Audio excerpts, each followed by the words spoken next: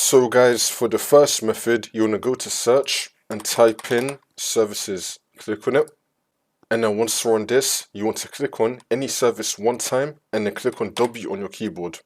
You want to find a service called WLAN autoconfig. We're going to scroll down till we find WLAN autoconfig.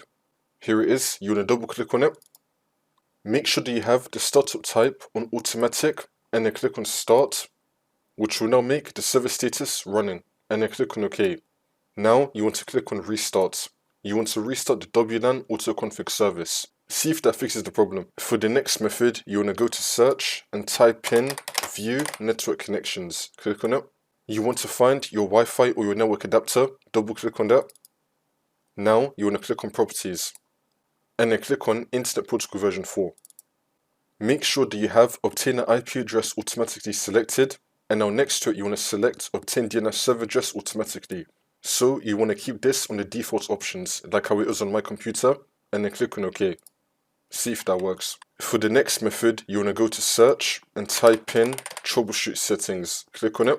And now once you're on this, you want to click on other troubleshooters. And now you want to find network and internet. Click on run. And now this will come up, the network and internet troubleshooter.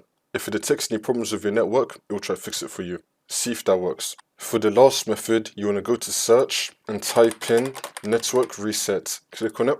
And then click on reset now. And then click on yes. It's going to restart your computer in 5 minutes, or you can just do it yourself right now. And this should not fix your problem.